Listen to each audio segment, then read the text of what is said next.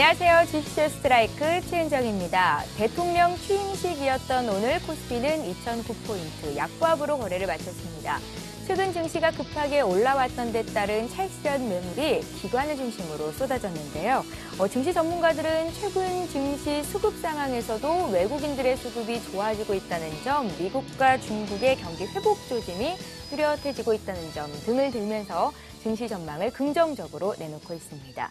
자, 박근혜 대통령 취임식이었던 오늘 아쉽게도 주가는 빠졌지만 향후 박근혜 시대의 주가가 상승할 것이다. 이런 기대감은 앞으로의 주도주가 뭐가 될지에 집중되면서 그대로 드러나고 있는데요. 오늘도 저희 주식쇼 스트라이크와 함께 하시면서 2013년 성공투자법 가져가셨으면 좋겠습니다. 자, 오늘도 강의 들으시고 이런 점들은 궁금하다, 좀 더 자세히 알고 싶다 하시는 분들 문자와 전화로 참여하실 수가 있습니다. 전화번호가 조금 바뀌었거든요. 02-3153-2619번 이용해서 연락 주실 수가 있고요. 문자는 무료입니다. 013-3366-0110번 시청자님들을 위해서 활짝 열어놓고 있을 테니까요. 많은 참여 부탁드릴게요. 자, 이제 본격적으로 주식쇼 스트라이크 오늘 월요일인데 오늘의 문을 열어주실 첫 번째 강동님 소개를 해드리겠습니다. 대성투자자문의 안종호 주식운용팀장님 자리하셨네요. 안녕하세요. 안녕하십니까. 예, 지난주에 먼저 저희가 만나봤었죠. 지난주 강의 내용을 혹시라도 깜빡하고 계신 분들을 위해서 정리를 좀 시작해볼까요? 예, 그 지난주에 강의를 정리해드리면요. 먼저 우리가 아무리 좋은 회사의 주식을 사도 실적에 피크가 있고 또 침체기가 있는데 그렇기 때문에 그 침체기에는 주가가 하락하게 됩니다. 그래서 그런 그 하락기를 좋은 주식을 들고 있다면 그렇게 두려워하지 말자라는 그런 이야기였는데요. 미리 사둔 투자가가 있고 이제 오르기 시작하면 따라오는 투자가들이 있습니다. 그랬을 때 어느 투자가가 더 유리할 것인가를 생각해 본다면은 미리 사놓는 쪽이 좀 더 유리한 쪽이다 이렇게 말씀을 드리고 있는 건데요. 왜 그러냐면 아무리 좋은 주식이라 그러면요. 주식 시장은 항상 좋은 주식에 대해서는 좋은 밸류에이션을 주고 좋은 가격을 줍니다. 그래서 누구나 다 원하는 좋은 주식을 싸게 사기는 힘든 건데요.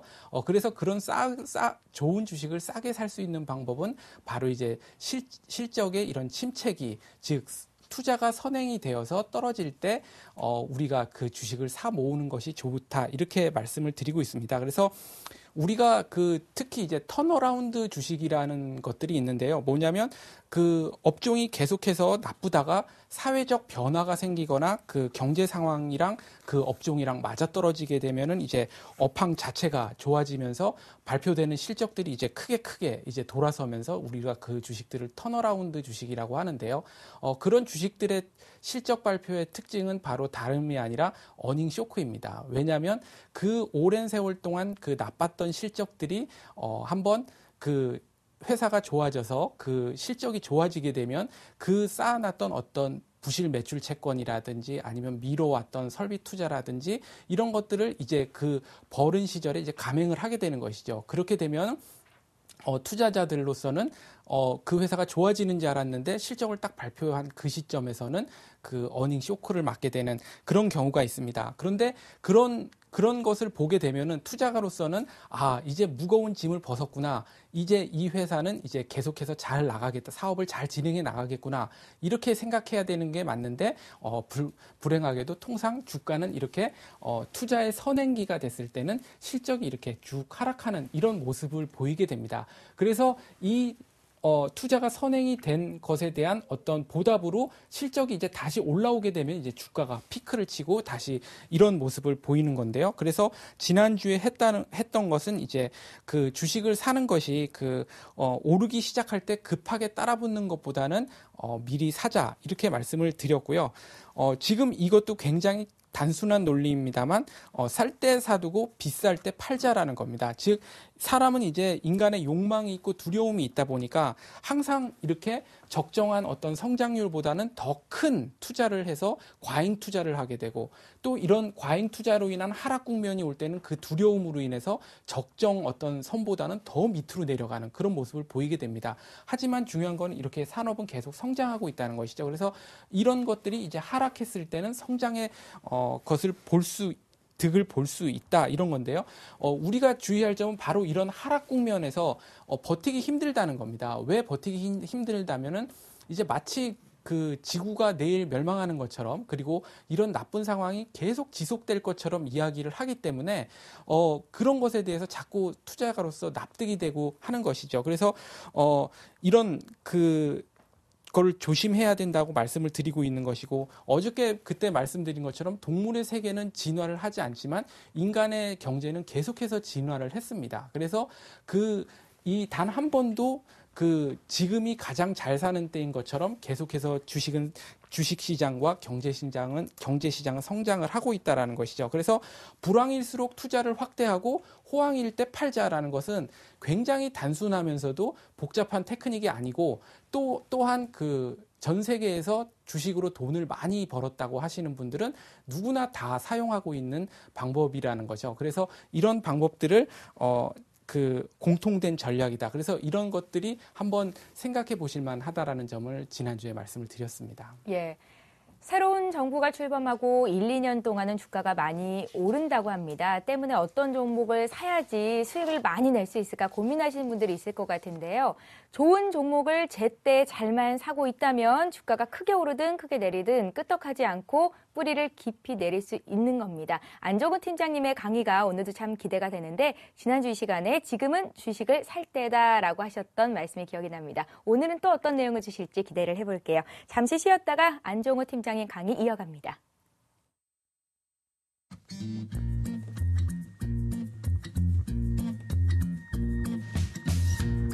He's never been lonely. She takes his hand and all his troubles step aside. He's never felt like this before. He liked to try. Oh, let yourself in. It's all he's thinking about. Let yourself in. And now he's singing out loud. Ooh, I'm feeling like my life has just begun. And I'm feeling fine. Well, I feel so alive. Singing. Ooh, I'm feeling like my life has just begun. And I'm feeling fine. So fine, fine, fine.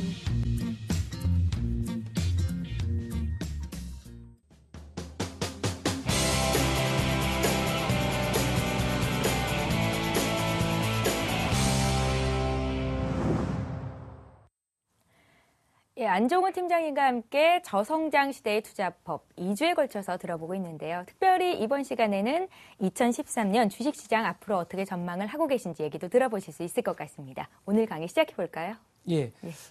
먼저 아까 말씀드린 대로 하락할 때가 좋은 매수 타이밍이다라고 말을 하고 있습니다만 누구나 이런 말에는 반신반의하고요. 또 불안감을 벗어나서 매수를 한다는 것이 상당히 어렵습니다. 그래서 우리가 폭락을 하고 있을 때 어떤 현상이 일어나는가 생각을 해보면요.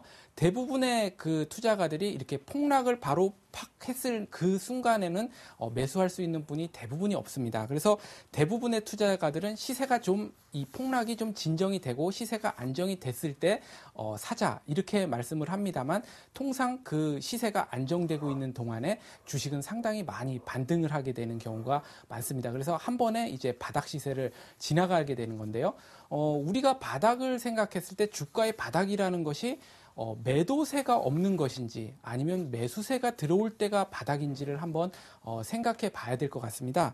뭐냐면 바닥은 매도세가 진정이 되는 것이 우리가 이게 과연 이때가 지금 바닥일까라고 이제 고민을 할 때가 있는데요. 그때는 바로 살펴봐야 될 기준이 매수세가 들어오느냐가 아니라 바로 매도세가 멈췄느냐라는 것을 확인하게 되면 바닥 시세에 좀 사는데 유리한 팁이 되겠습니다. 그래서 통상 바닥에 그렇게 또 한번 사게 되면요. 매수세가 몰려온 것이 아니라 매도세가 멈춘 것이기 때문에 그 매도세가 멈춘 그 순간에 짧지만 좀 매매의 진공 상태 같은 그런 기간이 있습니다. 그래서 투자가로서는 바닥에 대한 어떤 더 하락할 수 있다라는 두려움이 계속 진폭이 되는 그런 시간인데 이제 그런 때를 이제 잘 견디게 되면은 바닥에 매수하는데 좋게 된다고 볼 수 있습니다. 그러면 우리가 폭락세, 매수하기 좋은 폭락세하고 장기 하락세를 어떻게 구별하는가 말씀을 드린다면요. 지금 여기 보시면 똑같이 그 상승기가 있고 하락기가 있고 다시 하락기가 있고 둘 다 뭐 상승기, 하락기 뭐 반복이 됩니다. 이 파란색 선을 업황이라고 말할 수도 있고요. 실물 경기라고도 말할 수 있을 텐데요. 폭락이라는 것은 바로 이렇게 업황이 개선되고 있는 상태에서 급작스러운 어떤 그 사회적 이슈나 변화로 뉴스로 인해서 폭락을 할 때 이럴 때는 그 보통의 가격보다도 훨씬 싼 가격에 살 수 있는 좋은 폭락세라고 말을 할 수가 있는 거고요. 지금 경기가 내려가고 있거나 업황 자체가 무너지고 있는 상태에서 이렇게 내려가고 있는 것은 이제 저희가 잘 살펴봐서 피해야 되는 장기 하락세라고 말씀을 드릴 수가 있겠습니다. 그래서 먼저 아무리 그 주식이 폭락을 하고 있어도 그 업종이나 그 경제 상황이 지금 상승을 하고 있는 건가 아니면 하락을 하고 있는 건가 먼저 나눌 수가 있어서 그거를 구별해서 매수를 해야 될 것 같고요.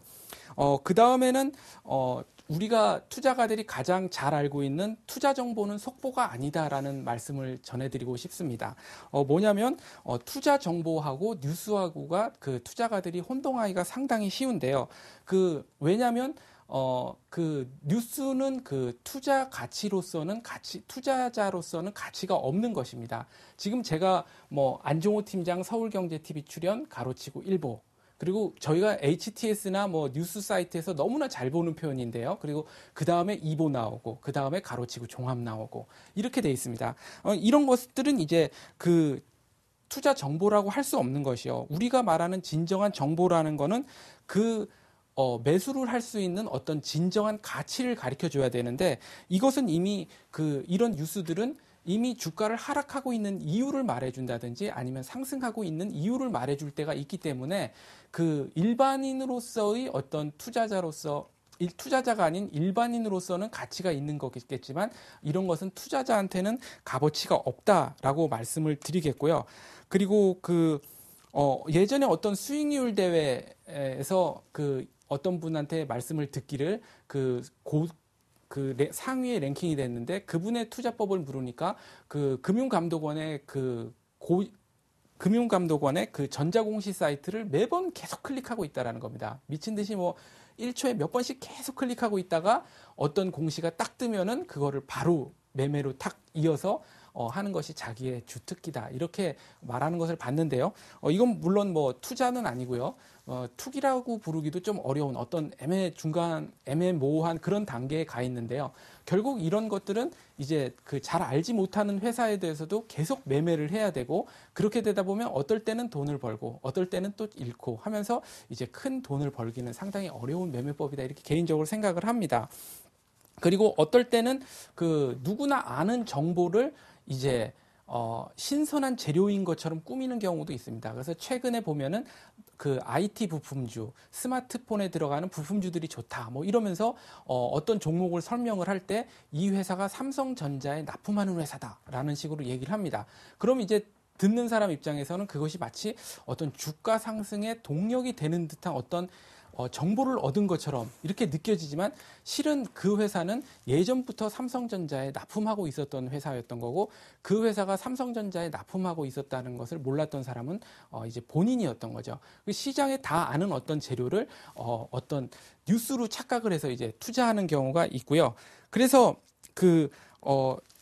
그런 뉴스가 있고 또 하나는 우리나라에 가장 많이 흔하게 투자가들이 속는 타입인데요. 뭐냐면 납득을 시키는 뉴스가 있습니다. 그래서 주가가 크게 상승하고 있으면 이미 크게 상승하고 있는 시점에서 이 주가가 왜 오르고 있는지에 대해서 충분히 이제 납득이 갈 만한 그런 뉴스를 말을 해주죠. 그래서 그런 뉴스를 보고서 이것이 내가 어떤 정보의 소스를 얻었다. 이렇게 판단을 하게 된다면 또 잘못된 투자로 가게 되는 그런 게 되는 겁니다.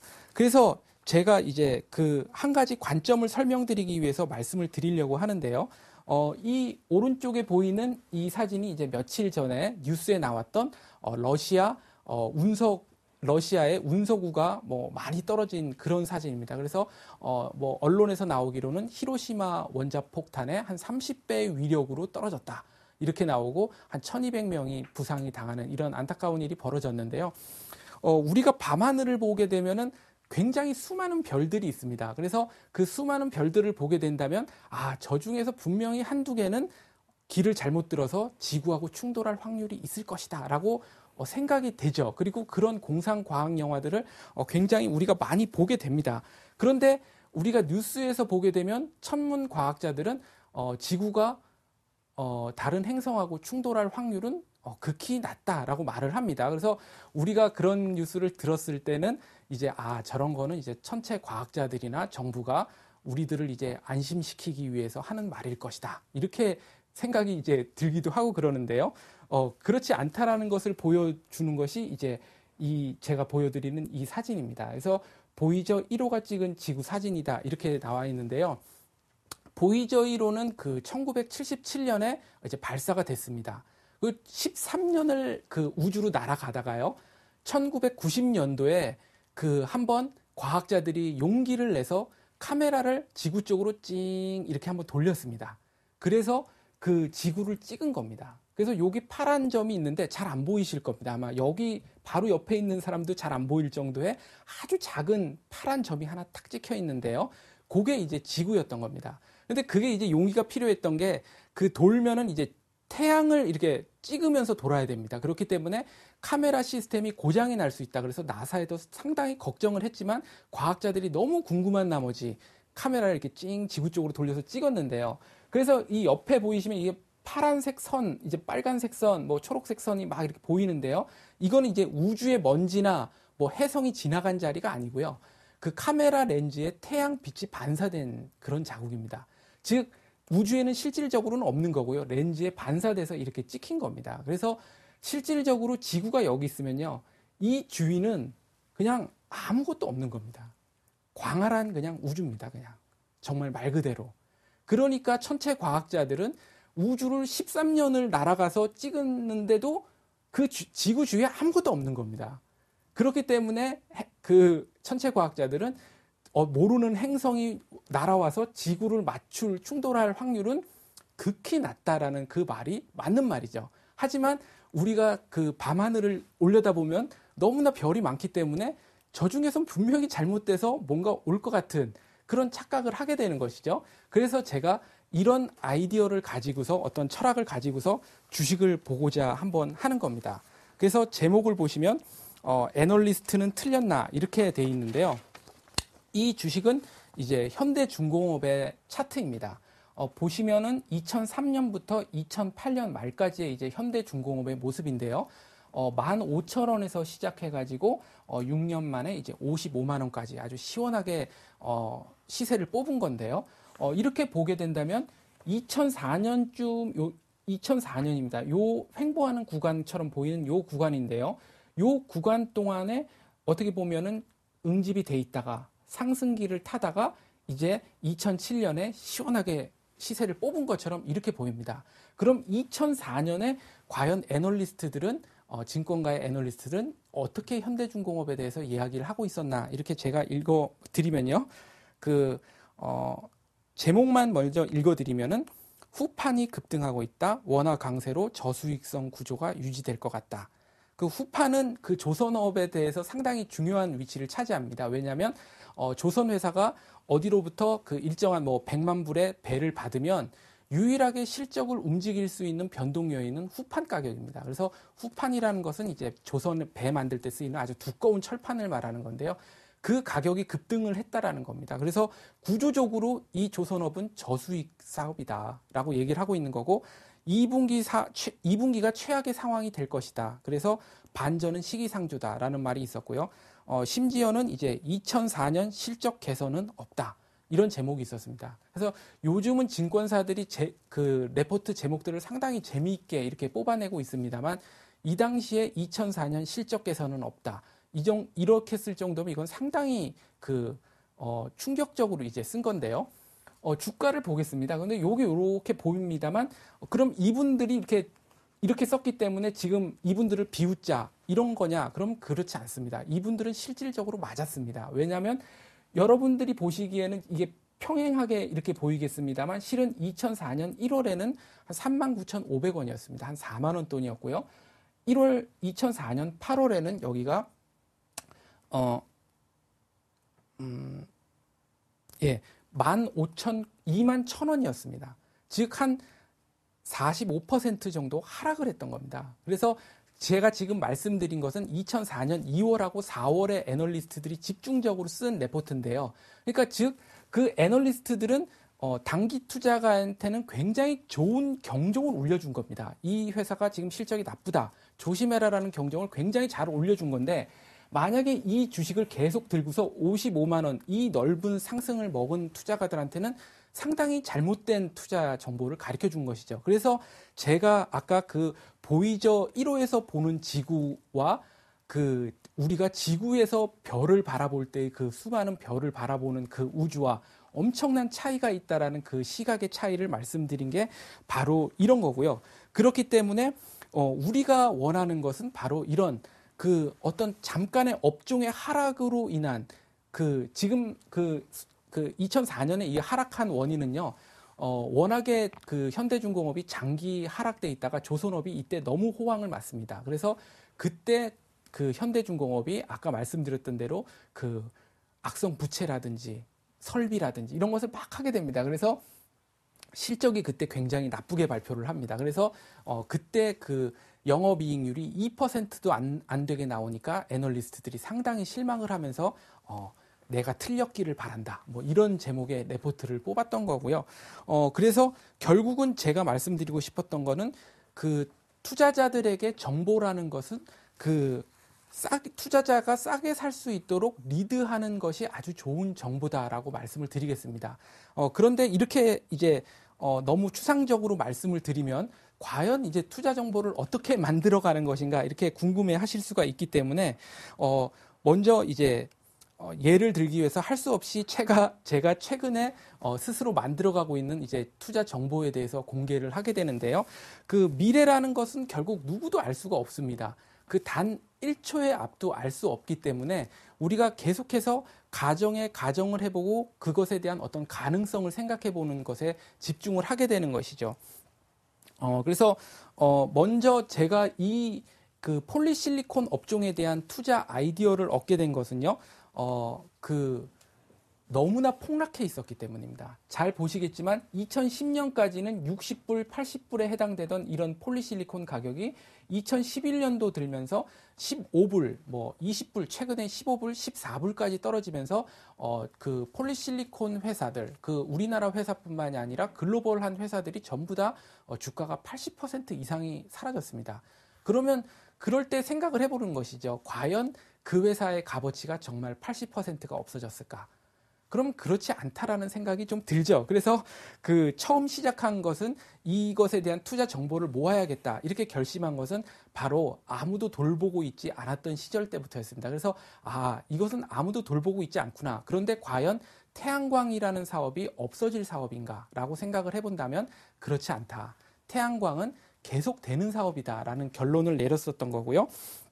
그리고 무엇보다도 그 태양광 산업에 우리나라의 글로벌 그 레벨의 기업들이 있기 때문에 투자하기가 상당히 우리나라에선 좋다라는 점이 있었고, 또 하나는 그 글로벌하고 미국이나 일본, 중국 다 우리나라도 신정부가 오늘 출범을 했는데요. 다 신정부가 출범을 할 때는 신재생 에너지에 대해서 굉장히 지원책이 됩니다. 그 이유는 그 정부가 경기 부양을 하기 위해서 그 재정 정책을 쓰는데 그 재정 정책에는 반드시 필요한 것이 뭐냐면 정당성입니다. 그 정당성을 가장 충족시켜주는 것이 바로 녹색 에너지, 신재생 에너지이기 때문에 태양광에 대한 어떤 그런 지원은 반드시 있을 것이다라고 생각을 했는데 시장에서는 아무도 돌보고 있지 않았기 때문에 저는 나름대로 이걸 알아보자라는 이제 좋은 찬스다라고 생각을 했던 거고요. 그래서 이렇게 주가가 빠진 이유가 뭘까라고 생각을 해보니까 당연히 중국의 과잉 투자입니다.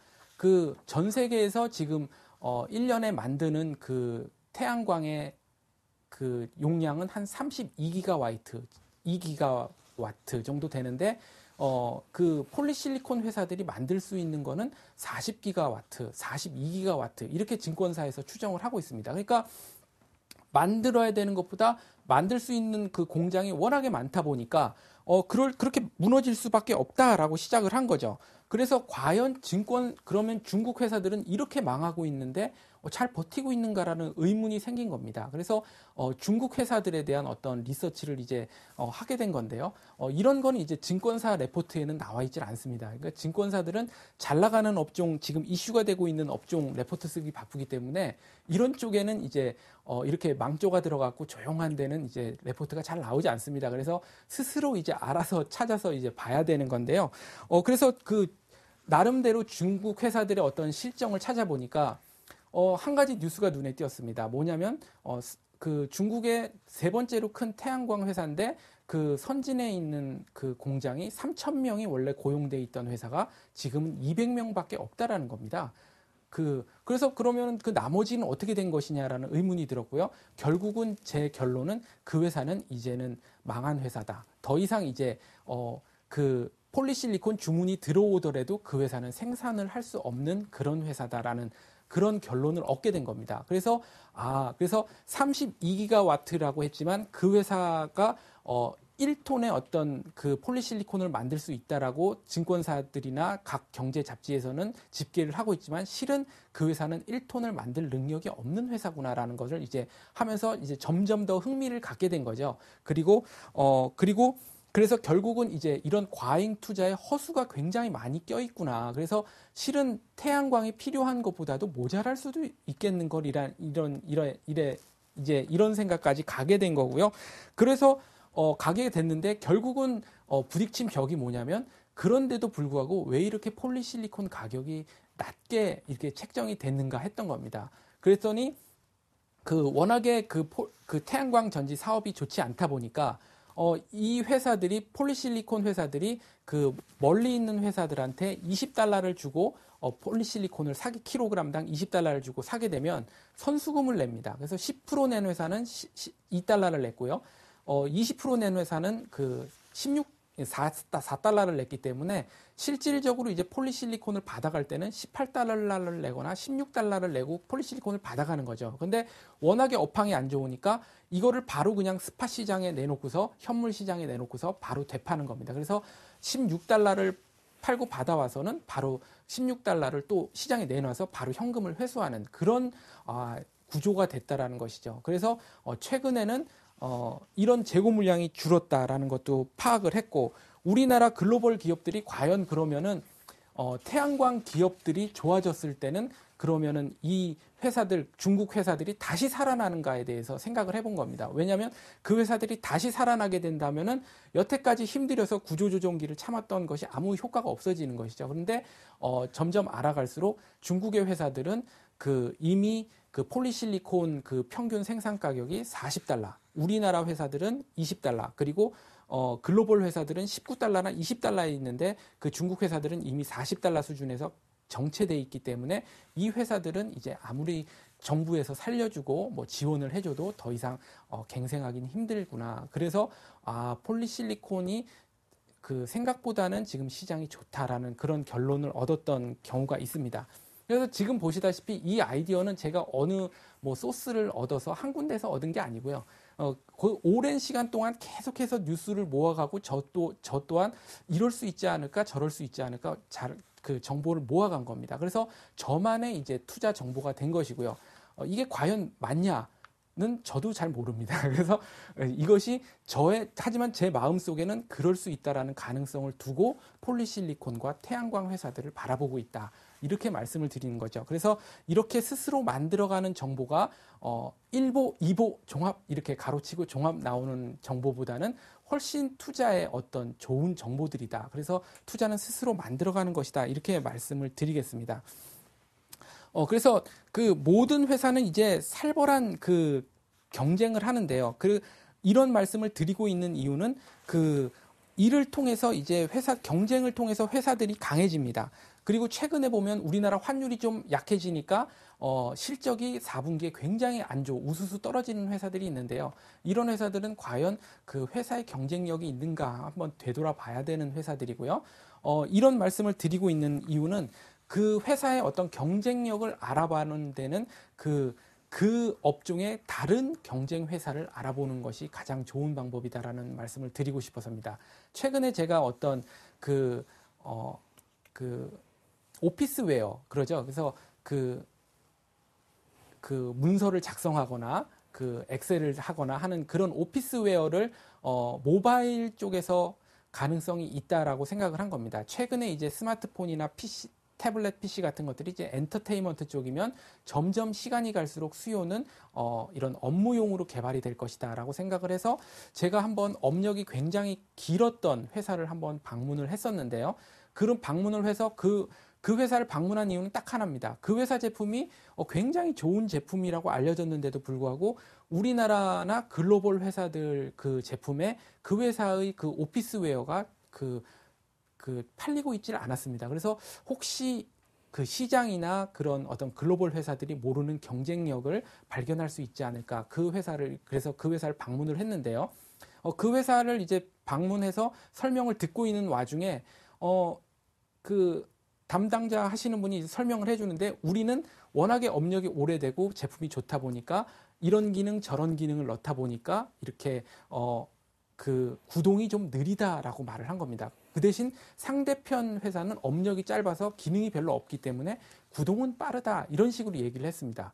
그런데 저는 개인적으로 이야기를 들으면 들을수록 구동이 빨리 되는 그 제품이 오히려 모바일에는 더 적합하다. 그리고 이 회사처럼 기능이 많은 거는 오히려 PC 기반이지 모바일 쪽으로는 별로구나라는 생각이 가면 갈수록 들은 겁니다. 그래서 결국은 리서치의 대상이 이 업력이 짧은, 그래서 제품이 별로라고 그 말을 했던 그 회사의 제품이 오히려 성장 가능성이 있구나라고 이제 생각을 바꾼 그런 예가 있었던 거고요. 그래서 어느 회사를 택하는가라고 봤을 때는 그 회사의 어떤 경쟁 회사를 살펴보는 것이 굉장히 좋습니다. 그래서 지금도 뭐 터치 필름 패널 회사가 오른다 그렇게 된다면은 그 회사를 보기보다는 이제 그 회사의 경쟁 회사도 한번 봄으로써 그 회사의 경쟁 상태를 많이 알려준다라고 말씀을 드리겠고요. 그리고 그런 말씀을 드린 것은 바로 업황의 변화는 항상 찾아오기 때문입니다. 그 회사가 아무리 훌륭한 경쟁력을 갖추고 있어도 그 사회 상황에 따라서 업황의 변화가 오게 됩니다. 그런데 그 업황의 변화를 두려워하지 말자라고 말씀을 드리는데요. 이 회사는 우리나라에 있는 이제 회사인데 그 세계적인 아연 회사입니다. 그래서 이 회사도 주가를 보게 된다면 한 4만 원대에서 50만 원대까지 한 3년간에 걸쳐서 이제 상승을 했는데요. 보시게 되면은 이 회사가 가장 큰 경쟁력이 있다고 개인적으로 저는 생각하게 된 이유가 세계의 글로벌 아연 회사들은 5% 영업이익률이 5%에 머무르는데 이 회사는 15%가 됩니다. 그 많은 이유는 이 회사가 그 아연을 추출하면서 세계에서 다른 회사가 하지 못한 그 정광이라고 하는 아연을 추출하는 원석이 있는데요. 그 아연을 추출하고 남은 그 쓰레기 같은 그 흙더미 속에서 금과 은과 희소 금속을 다시 한번 또 걸러내는 그런 기술을 개발을 한 겁니다. 그래서 이 회사의 어떤 값어치가 있었는데 여기 잠깐 보이시는 요 하락세가 바로 22만 원에서 15만 원까지 3달 만에 내려가는 하락세입니다. 이 하락세가 나타났던 이유는 바로 이 회사가 주가가 쭉 오를 때 이제 금 가격하고 크게 연동이 됐다 이렇게 말을 했는데 금 가격이 이때 우연찮게 3개월 정도 떨어진 겁니다. 그때 이제 투자가들이 크게 실망을 하고 던졌던 거죠. 하지만 아까 말씀드렸던 대로 이 회사가 경제적으로는 유동성을 계속 공급하고 있기 때문에 하락하기 힘들다. 금값은 하락하기 힘들다. 그리고 이 회사는 글로벌 경쟁력이 있다. 그리고 아연을 생산할수록 금과 은과 희소금속은 계속 나온다라는 점을 생각해 본다면 한번 이 정도의 하락은 업황의 하락으로 보고 견뎌볼 만했던 거죠. 그렇게 된다면 이제 믿고 기다렸다면 큰 수익이 나는 그런 모습이었던 겁니다. 그래서 이제 결론으로 들어가게 되는데요. 이제 경제 발전기하고 경제 성숙기가 있는데 우리나라는 이제 경제 발전기를 상당히 지나오고 이제 성숙기로 들어가고 있습니다. 이제 결론에 다다르고 있는 건데요. 이런 경제 우리나라 성숙기, 즉 저성장 국면에 돌입하게 된다면 결국은 그 핵심 경쟁력의 손상이 없다거나 아니면 없는 상태에서 그 업종이 하락하고 있을 때 충분히 사는 것이 좋은 방법이다라고 말씀을 드리겠고요. 지금과 같이 저성장 시대로 접어들면 핵심 경쟁력이 있는 회사를 업종 상황의 변화나 어떤 핵심 경쟁력의 변화, 손상이 아닌 이유로는 주가 조정을 받는다면 다만 그때는 적정선 이하에서는 매수하는 것이 그 저성장 시대의 어떤 좋은 투자 방법이 될 것이다. 이렇게 결론을 맺겠습니다. 예. 오늘 그 어디서도 들어볼 수 없는 흥미로운 강의가 진행이 됐던 것 같습니다. 잠시 뒤에 2013년 그렇다면 증시는 어떻게 움직일지를 들어볼 시간을 가질 텐데요. 투자 아이디어는 어떻게 얻을 수가 있을까요? 안조구 팀장님 아이디어 얻는 방법까지도 공개를 해주셨죠. 폴리실리콘 가격이 계속해서 떨어지고 있는데 그렇다면 태양광 시장은 이제 사라질 것인가? 아니다. 중국 쪽에서 너무 과잉한 투자가 있었다. 그리고 폴리실리콘 가격이라든지 태양광 시장은 앞으로도 반짝하는 시기가 올 것이다. 이런 아이디어를 들어볼 수 있었습니다. 좋습니다. 시청자 여러분들도 늘 질문하고 생각해 보시는 시간을 갖는 거 참 중요할 것 같다라는 생각이 들었는데요. 2013년 그러면 증시 전망은 어떻게 하고 계신지 그 내용도 좀 들어봐야겠죠. 예. 그래서 2013년 이제 주식 전망을 말씀을 드리겠는데요. 예. 대단한 이제 뭐 큰 흐름이 아니라요. 한 가지 이제 팁을 드리고자 이제 말씀을 드리겠습니다. 예. 지금 화면에서 보시는 거는 우리나라 1990년도에 우리나라 이 위에 있는 그 선은 우리나라 원화이고요. 밑에 있는 선은 일본의 엔화입니다. 즉 이거를 설명을 드리면요. 그 엔화는 계속해서 강세 국면으로 들어온 겁니다. 즉 그래서 1990년도에 우리나라에서 100원짜리 100달러짜리 그 볼펜을 만년필을 만들었다면 지금 일본은 그것을 200달러에 미국에서 팔고 있어야 되고요. 우리나라는 50달러에 팔고 있다는 겁니다. 그래서 즉 일본 기업은 스스로 엔화의 강세 국면에서 상당히 고통스러운 기간을 지내고 있었다라고 말씀을 드리겠는데요.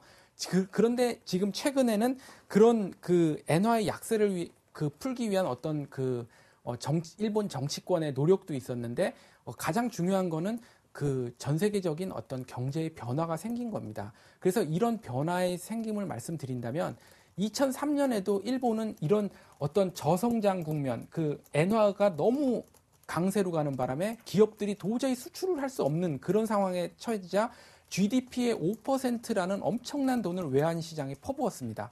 하지만 보시다시피 그 엔화의 강세를 되돌리는 데는 실패했었죠.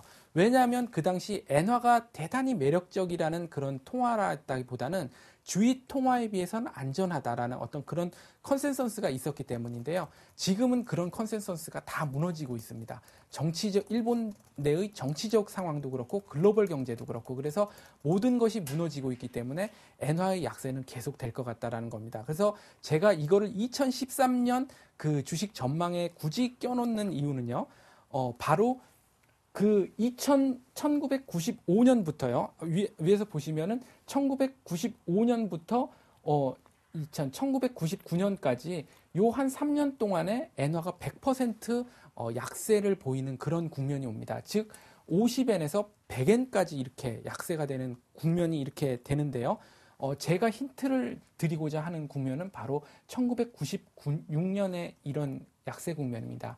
뭐냐면 1995년에 도저히 이렇게 일본 기업들이 엔화의 약세를 견딜 수 없다, 강세를 견딜 수 없다라고 반발이니까 바로 정치권에서 어떤 액션을 취했고 이렇게 엔화가 한번 그 약세 국면으로 이렇게 팍 튀었습니다. 그 이후에 이런 약세 국면에 대한 어떤 동의가 이루어지면서 1996년 내내 일본의 약세 국면이 엔화의 약세 국면이 진행이 됐던 거죠. 그래서 저는 이 구간에 우리나라가 과연 어떻게 됐었을 것인가라는 것을 한번 여러분에게 알려줘서 지금 엔화의 약세가 만약 2013년도도 계속 진행된다면 우리가 얻을 교훈은 무엇인가 이렇게 말씀을 드리는 겁니다. 그래서 그 당시랑 물론 그 경제 상황도 다르고 외환 시장에 대한 어떤 규칙도 다르고 그리고 무엇보다도 우리나라 산업 구조가 그때하고는 비교할 수 없이 많이 좋아졌지만 그 엔화의 약세가 진행됐다라는 어떤 핵심적인 변수는 같기 때문에 그 당시 그런 경제 매크로 상황에 처했을 때는 우리나라 주식시장은 과연 어떤 것에 대해 힌트를 맞췄는가. 그래서 거기에 대해서 알아보기 위해서 제가 말씀을 드리는 건데요. 그래서 1996년도에 상승률 랭킹 1위부터 이제 쫙 제가 뽑은 겁니다. 그러니까 1위 기업이 이제 선도전기. 그래서 263% 이렇게 나왔는데요. 그래서 내일 이 종목을 사라는 건 아니고요. 예. 1996년에 이렇게 상승을 했다라는 건데요. 먼저 말씀을 드릴 거는 여기 1등부터 50위까지에서 대형주는 두 종목밖에 없었습니다. S1하고 그 두산밖에 없었는데요. 그 이유는 평년도하고는 굉장히 다른 겁니다. 왜냐하면 평년도에선 수익률 1위에부터 50위까지 뽑으면 대형주들이 한 20종목 정도가 통상 들어갑니다. 근데 이 해에는 두 종목밖에 없는 거죠. S1하고 두산. 그것도 굉장히 대형주라고 보기에는 좀 이상한 종목들이 그렇게 섞였던 이유는 그만큼 우리나라 경제가 엔화 약세가 계속 진행됐을 때 어려웠다라는 점을 말씀을 드리는 거고요. 그 다음에 제가 말씀드리는 거는 이런 종목들이 그럼 대형주들은 어떻게 됐었냐 그러면은 차마 이제 방송으로는 말씀드리기 어려울 정도의 삼성전자나 현대차나 포스코는 하락률을 보였습니다. 그래서 그 세 종목 중에 가장 적은 하락률을 보인 거는 포스코였는데요. 1년 동안 마이너스 33%. 그리고 그게 가장 적었다고요? 예. 예. 그래서 그 현대차는 이제 45%. 그리고 삼성전자는 그것보다 훨씬 많은 이제 하락을 보였었거든요. 그래서 그런 것은 이제 어떻게 보게 된다면 그 경제 상황이 나쁠 때는 그 주식 시장은 대형주보다는 소형주를 찾아간다라는 이런 힌트를 드리기 위해서 제가 이 표를 보여드린 거고요. 그렇다면 선도전기는 1996년에 무슨 일이 있었길래 이렇게 크게 상승을 했는가 생각을 해본다면요. 1995년에 매연 저감 장치를 개발을 했다 그럽니다. 그것이 이슈가 돼서 주가가 오르기 시작했는데 95년에는 1,500원이던 회사가 96년에 이제 15만 원까지 이제 올라서 100배가 오른 그런 경이적인 수익률을 냈는데요. 여러분도 아시겠지만 이 매연 저감 장치, 그래서 경유 차량에 이 매연을 줄여주는 이런 장치인데 이게 별로 그렇게 실용화되지 않았습니다. 그런데도 이 회사는 그 96년에 유상증자를 해서 오히려 부채 비율은 140%에서 60%까지 낮아지는 그런 모습을 보였었고요. 그래서 하나 힌트는 이런 어려운 국면에 들어갈 때는 실용화되지 않더라도 소형주가 상당히 좋다라는 점을 말씀을 드리겠고요. 또 하나 힌트는 뭐냐면 정부가 지원하는 사업이었다라는 겁니다. 즉 매연 저감 장치 같은 기술은 정부가 지원해주는 사업이지 이제 국민 이제 스스로 이제 바이오처럼 이렇게 스스로 개발해내는 사업은 아니었다라는 것이죠. 그래서 그 경제 상황이 어려울 때는 정부에서 지원되는 사업에 대해서 시장에서 관심을 가졌다. 이렇게 말씀을 드리겠고요. 그리고 또 하나는 여기 이제 서울식품 이렇게 그 식품 회사들이 몇 개가 들어갑니다. 그래서 이때의 식품 회사들은 또 어떤 일이 있었는가 살펴보게 된다면은 그 굉장히 내수 시장에서 치열하게 경쟁을 했습니다. 그래서 서울식품 같은 경우에는 이제 소머리표 마요네즈를 이제 그 미국 대형 그 글로벌 푸드사하고 합작을 하면서 오뚜기 식품이 잡고 있던 마요네즈 시장을 침투를 하기 시작해서 어느 정도 성과를 보였던 때거든요. 그래서 그때 이제 이렇게 성과를 보였다. 그래서 이렇게 성과가 나쁜 시절에는 분명히 그 첫 번째 소형주래야 되고 이렇게 내수 시장에서 잘 되는 회사들이 더 잘 나가고 있다. 이런 말씀을 드리겠습니다. 그래서 결론적으로 그 1996년도 즉 엔화 약세가 꾸준히 진행됐을 때 그 당시에 어떤 주식 상황을 우리가 상상을 해서 지금의 어떤 상승된 종목들을 통해서 그때의 주식 상황을 생각해 본다면 첫 번째가 신기술을 개발하는 소형주에 대해서 관심을 많이 가져보자. 그리고 특별히 그 신기술이라는 것이 정부의 지원, 즉 환경이나 이런 것들에 대해서 지원을 받아서 되는 기술이라면 더욱 좋다라는 점을 말씀을 드리겠고요. 또 하나는 1996년도에 들어갔던 것들이 부동산 실명제입니다. 그래서 그 올랐던 종목 중에 부동산 실명제 회사들이 또 상당히 많았었습니다. 뭐냐면 그 당시 부동산이 이제 실명제가 되면서 분명히 이제 그 숨겨놨던 재산들이 이제 실명제를 통해 드러날 것이다. 그래서 부동산이 많은 회사들이 또 그때 주가 상승률이 상당히 좋았는데요. 아닌 게 아니라 그 부동산 실명제를 통해서 자산 가치가 올라간 회사는 별로 없었습니다. 그래서 즉 그 당시 주식 상황을 생각해 보게 된다면 어떤 그 실질적인 모습보다는 그 너무 경제 상황이 좀 안 좋고 대형주들은 그 수출주들은 그 실적에 대한 어떤 믿음을 가질 수 없었기 때문에 소형주 그리고 정부의 지원이 되는 것 그리고 특별히 눈에 띌 정도로 획기적인 어떤 정부의 지원책이 있었다면 그것에 대한 수혜주 그리고 내수 시장에 대해서 새로운 도전을 하는 주식들이 각광을 받았다 이렇게 말씀드리겠습니다. 그래서 지금 2013년도랑 생각을 해보게 된다면 의류 시장이나 바이오 시장 같은 경우에는 지금 시장 판도가 변할 수 있을 만큼의 어떤 그런 모습들이기 때문에 지금 이렇다라고 말씀을 드리겠고요. 결국 제가 드리고 싶은 말씀은 그럼 1990년도에 일어난 일이 2013년도에도 일어날 것이다. 라고는 생각하지 않습니다. 저도 2013년도에. 하지만 그 당시의 주식 상황을 생각해 보게 된다면 충분히 어떤 힌트를 가지고 한번 여러분도 생각해 보실 수 있지 않을까 싶어서 말씀을 드렸습니다. 예, 결국은 아이디어 힌트였던 것 같습니다. 저성장 시대에 어떤 투자 방법이 옳은 것인가 2013년 주식시장 전망까지도 해봤는데요. 지난 시간에는 지금은 주식을 살 시기다. 이게 가장 기억에 남았던 것 같고요.